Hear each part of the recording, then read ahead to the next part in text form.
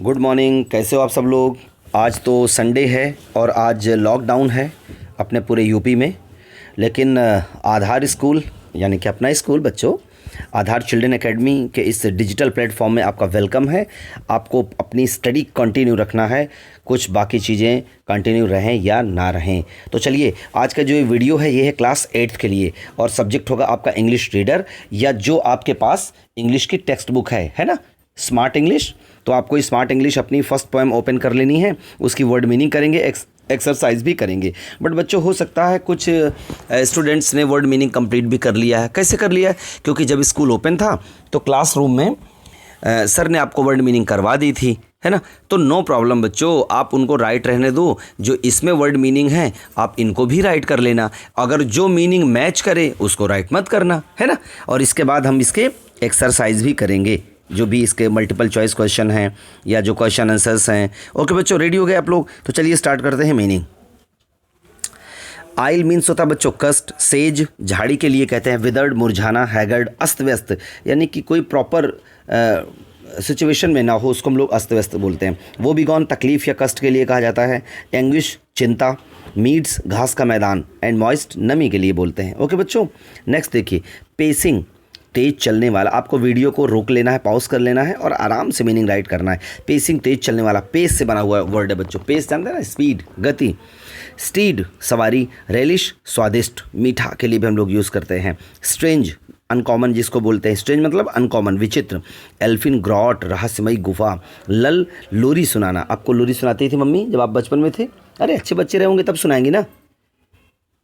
अच्छा, शाम से ही सो जाते थे आप लोग। ओके, कोई बात नहीं बच्चों, फिर भी जो बच्चे नहीं सोते ना, उनकी जो स्वीट मॉम होती है वो लोरी गा के सुनाती हैं, उसको बोलते हैं लल। लल मीन्स लोरी सुनाना। ओके, ग्लूम पीड़ा या कष्ट, और सौजन मीन्स होता है भटकना या निरुद्देश, आप बिना किसी पर्पज़ के इधर उधर घूमते हो तो उसको बोलते हैं सौजन। तो बच्चों ये तो थी आपकी वर्ड मीनिंग्स, और आपको करना क्या है, इन वर्ड मीनिंग में से अगर कुछ राइट हो आपके पास तो नो प्रॉब्लम, उनको रिपीट नहीं करना, लेकिन जो राइट ना हो उनको राइट कर लेना है, और जिसकी एक भी वर्ड मीनिंग राइट नहीं है उसको पूरी राइट करना है। समझ आया बच्चों? ओके, चलिए स्टार्ट करते हैं हम लोग अपनी एक्सरसाइज। तो पेज नंबर 7 पे आपको पहुंच जाना है। लिखा choose the most appropriate answer, red colour में हेडिंग पड़ी हुई है आपकी। ओके, तो हमने यहाँ पर सिर्फ करेक्ट आंसर आपको दिए हैं, बट रीडिंग करेंगे पूरा। फर्स्ट क्या है, विच words in the first stanza show that the knight is sad. कौन सा ऐसा वर्ड है फर्स्ट स्टेंजा में जो शो करता है कि जो पोएट है, जो नाइट है, सरदार है, वो क्या है, दुखी है। पैलली, आइल, बोथ ए एंड बी, या फिर नन ऑफ दीज। तो बच्चों यहाँ जो ऑप्शन होगा वो होगा बोथ ए एंड बी। तो ऑप्शन कौन सा सही होगा? सी। तो फर्स्ट नंबर का सी सही होगा। इस एक्सरसाइज को, यानी कि जो ये ऑब्जेक्टिव टाइप है जो आपको टिक करना है, टिक द करेक्ट ऑप्शन है, इनको टेक्स्ट बुक में ही करना है, नोटबुक में नहीं करना। समझ में आ गया? Very good. सेकंड क्वेश्चन देखते हैं। The time of the poem is, तो इसका कौन सा ऑप्शन सही है बच्चों? बी नंबर सही है। कौन सा? बी। और अब अगर हम लोग अगले थर्ड क्वेश्चन की ओर बढ़ें, the night kisses her wild eyes, तो कितनी बार आंखें चूमता है उसकी? Okay, 2 times, 3 times, 4 times, none of these, 4 times. तो थर्ड नंबर का हो जाएगा बी ऑप्शन आपका करेक्ट है। आते हैं हम लोग 4 नंबर पे। What does woe betide express, woe betide का मीन्स क्या होता है? It is use to express extreme happiness. क्या इस वर्ड का मतलब खुशी है, अत्यधिक खुशी? नहीं बच्चों, नहीं है। It is use to express horrible feeling, डरावनी? नहीं, डरावना अभी नहीं है। अभी कहाँ हम लोग? It is an archaic exclamation use to express extreme grief और सफरिंग, अत्यधिक दुख, तकलीफ और कष्ट में से जो गुजरता है उसके लिए यूज़ करते हैं। Your option will be correct option C number. Okay बच्चों, आइए question number 1। What does the poet ask the night in the second stanza. Second stanza में क्या पूछता है पोएट नाइट से? In the second stanza the poet asks about the sadness of the night. Second stanza में जो poet है वो night के सैडनेस का रीज़न पूछता है। सैडनेस मतलब दुखी क्यों है वो। ओके, सेकंड क्वेश्चन देखिए। How does the poet guess in the third stanza that the knight is grief stricken and worried. तो कैसे पता लगता है कि उसको दुख है, कष्ट है, तकलीफ में है वो? तो वैन द पोएट सीज, जब कवि देखता है, द मॉइस्ट यानी कि नमी, एंड वरी चिंता, इन हिज फेस उसके चेहरे पर, ही कम्स टू नो उसे पता चलता है that the night is very sad, कि जो सरदार है, यहाँ बच्चों नाइट का मतलब सरदार से होता है, सैनिक से होता है, योद्धा से होता है, ठीक है। वो NIGHT वाला नहीं है, वो तो होता है रात, जो गुड नाइट बोलते हो आप लोग। लेकिन ये क्या है, KNIGHT, इसमें के साइलेंट है, हम लोग इसको नाइट ही रीड करते हैं। इसका मीन्स होता है योद्धा, वॉरियर, या फिर हमारा कोई सरदार है या फिर सैनिक के लिए। समझ आ गए बच्चों।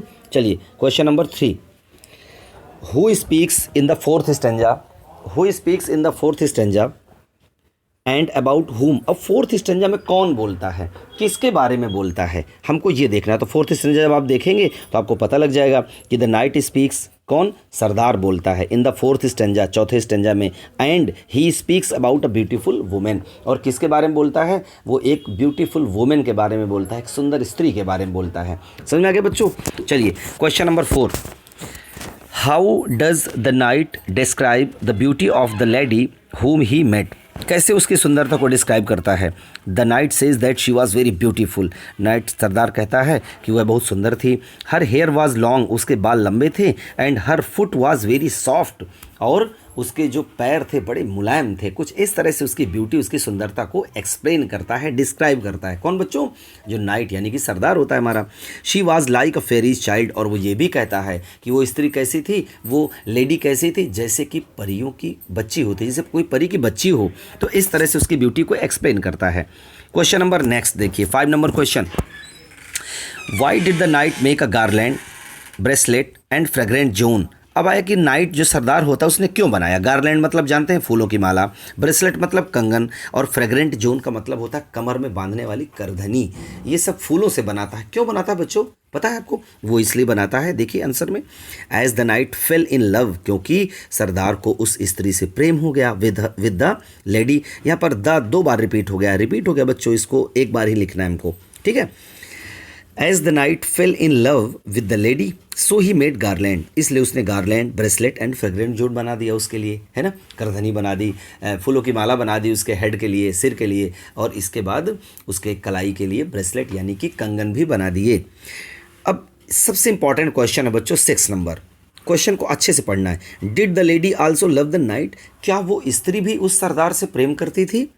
इफ़ यस, यदि हाँ, राइट द लाइन्स, तो फिर आपको लाइन्स लिखना है फ्रॉम द पोएम, कविता से, इन सपोर्ट ऑफ योर आंसर, अपने उत्तर के सपोर्ट में आपको लाइन्स लिखना है। तो बच्चों अगर हम देखें तो वो तो कहती है ना, वो तो रोती भी है, उसे कहती भी है कि आई लव दी ट्रू, है ना, वो कहती है कि मैं तुमसे सच्चा प्रेम करती हूँ। लेकिन बच्चों जब हम लोग कॉन्क्लूज़न में पहुँचते हैं, जब पोएम में और आगे बढ़ते हैं, तो पता चलता है कि वो स्त्री उससे प्रेम नहीं करती, सिर्फ दिखावा करती है। तो हमको कोई लाइन्स नहीं लिखना उसके सपोर्ट में। ओके, क्या आंसर होगा हमारा, जरा देखिए तो।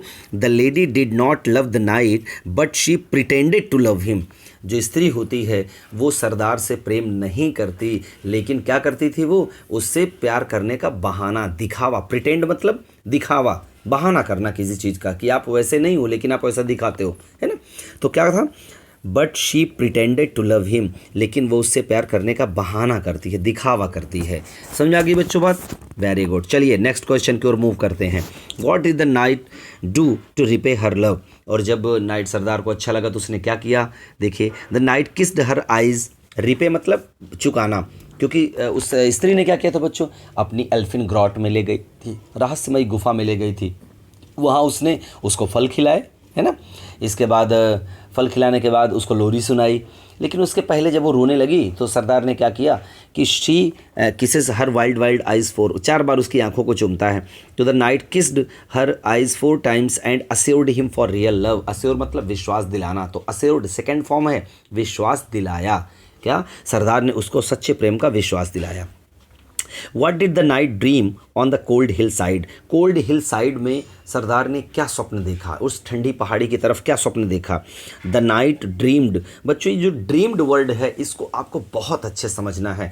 कई बार हम लोग ड्रीम्ड की जगह ड्रीम्ड का भी यूज़ करते हैं, ईडी की जगह टी लगा देते हैं। तो बच्चों पता है टी क्यों लगा देते हैं, ये अमेरिकन के लिए है टी, जब हम लोग यूज़ करते हैं। और जब हम टी तब यूज़ करते हैं जब कोई लिटरेचर की बात हो, जब कोई बहुत बड़ा पोएट इसको वर्ड को यूज़ करे। तो यहाँ सेकेंड फॉर्म हमको ड्रीम्ड ही यूज़ करना है। द नाइट ड्रीम्ड, सरदार ने स्वप्न देखा। बच्चों इस बार फिर से रॉन्ग हो गया, यहाँ जो नाइट है वो KNIGHT, वही हमारा सरदार वाला, ठीक है, तो यहाँ NIGHT है, आपको KNIGHT राइट करना है यहाँ। The night dreamed on the cold hill side that many warriors and Kings and princess were warning him for the coming danger. उसने देखा कि बहुत सारे सरदार, बहुत सारे योद्धा, राजा, राजकुमार उसको आने वाले खतरे की चेतावनी दे रहे थे। तो बच्चों ये 8 इंपॉर्टेंट क्वेश्चन थे, 8 इंपॉर्टेंट क्वेश्चन थे। बाकी क्वेश्चन आपको नहीं करने, हमारा फर्स्ट लेसन कंप्लीट होता है, आपको इसकी वर्ड मीनिंग कंप्लीट कर लेना है, tick the correct option complete कर लेना है, और ये 8 क्वेश्चंस के आंसर्स भी कंप्लीट कर लेना है। फिर क्या करेंगे हम लोग, किसी दिन इसका टेस्ट लेंगे, आपके पास टेस्ट पेपर इसका पहुंचेगा। तो आपको क्या करना है, फिर उसको सॉल्व करना है। तो चलिए अब हम लोग अपने नेक्स्ट वीडियो में मिलेंगे जब इंग्लिश का सेकंड या कोई अदर सब्जेक्ट का होगा। तो ओके बच्चों, आज का वीडियो इतना ही। Have a nice day, thank you.